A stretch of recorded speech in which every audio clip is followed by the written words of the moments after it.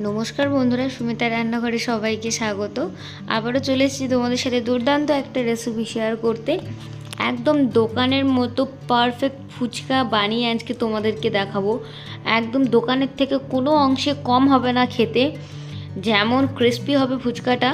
দেখেই তো বুঝতে পারলে, আগেই তোমাদেরকে দেখালাম ফুচকাটা কতটা মুচমুচে হয়েছে। তারপরে পারফেক্ট আলু মাখা, পারফেক্ট টক জল, একদম সব কিছু তোমাদেরকে বানিয়ে আজকে দেখাবো। ঘরেতে তোমরা বানিয়ে ফেলবে একদম দোকানের মতো পারফেক্ট ফুচকা। এতটা টেস্টি হয়েছে না, তোমরা তো আমাকে দেখেই বুঝতেই পারছো, মানে মুখে আর কোনো কথাই নেই ফুচকাটা খেয়ে। চলো তোমরা ঝটপট করে রেসিপিটা দেখে নাও। আমি এই ফুচকার ডোটা বানাবো একদম সুজি দিয়ে। জাস্ট সুজিটা যতটা পরিমাণে আমার লেগেছে ততটা সুজি দিয়ে দিয়েছি, আর 1-2 চামচের মতো আমি ময়দা অ্যাড করেছি। করে ভালো করে জল দিয়ে আমি ডোটা একটু মেখে নেব। আর সুজি যেহেতু আছে সেখানে তোমরা একটু ডোটা নরম করে মাখবে। সুজি সব জলটা টেনে নিয়ে এমনিও শক্ত হয়ে যাবে। দেখো আমি ডোটা ভালো করে মেখে নিচ্ছি। মেখে আমি 4টে টুকরোতে এটা ভাগ করে নেব। নিয়ে ছোট ছোট করে ফুচকার যেমন তোমরা সাইজ পছন্দ করবে তেমনই ছোট ছোট করে নিচি করে নেব। এবারে যেহেতু এটা পুরোটা সুজির হচ্ছে, তাই জন্য সুজিটা অনেকটা তাড়াতাড়ি টেনে যায়, তো ওই জন্য আমি একটা রুমাল ভিজিয়ে নিয়েছি। নিয়ে ভালো করে জলটা তার চিপে নিয়ে ফুচকার ওই নিচির উপরে আমি ওটা দিয়ে দিলাম, যাতে ফুচকাটা টেনে না যায়। এবার ওদিকে আমি কড়াইতে তেল দিয়ে তেলটা গরম হতে বসিয়ে দিয়েছি। এবার ফুচকাগুলো আমি একে একে বেলে আমি প্লেটের মধ্যে নিয়ে নিচ্ছি।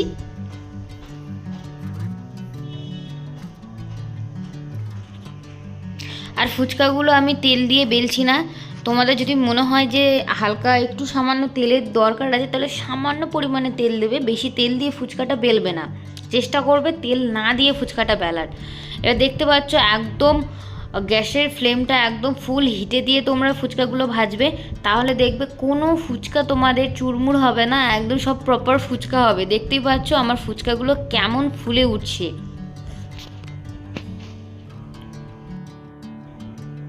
দেখো ফুচকাগুলো তেলে দেওয়া মাত্রই কত সুন্দর ফুলে উঠছে। এর ফুচকাগুলো বেশ লাল লাল করে একদম মুচমুচে করে ভেজে নামিয়ে রাখবো।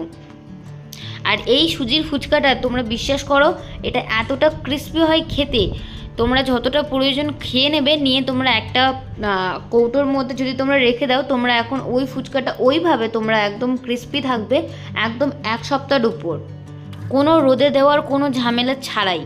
এবার ফুচকার ওই যে সিক্রেট মশলাটা থাকে না, সেই মশলাটাই দেখো আমি বানিয়ে নিয়েছি। মশলাটা একদম শুকনো কড়াই আমি ভেজে নিয়েছি। ছিল ওর মধ্যে গোটা জিরে, গোটা ধনে, গোটা মৌরি, ঝাল মতো লঙ্কা, শুকনো লঙ্কা, একটা তেজপাতা আর গোটা গরম মশলা।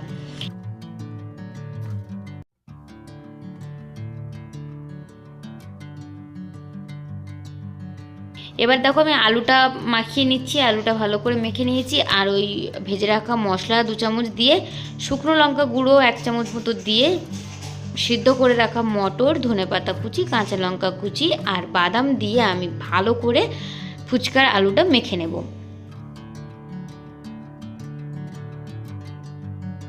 আর উপর দিয়ে গার্নিশিং করব কিছুটা বুট, সরু ঝুরি ভাজা আর ধনেপাতা কুচি আর অল্প করে বাদাম দিয়ে আমি আলুটা ডেকোরেশন করলাম।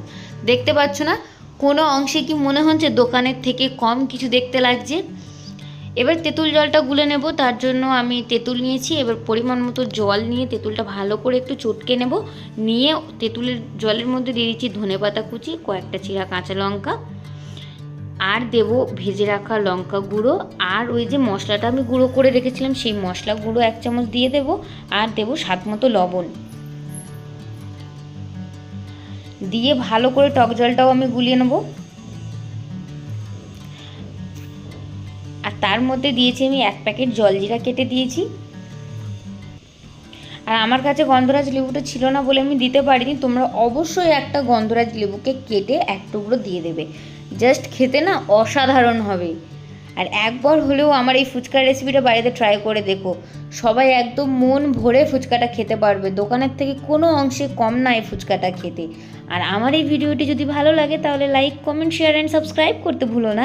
আবারও দেখা হবে নতুন কোনো ভিডিওর সাথে। ততক্ষণ সবাই সুস্থ থাকবেন, ভালো থাকবেন। ধন্যবাদ।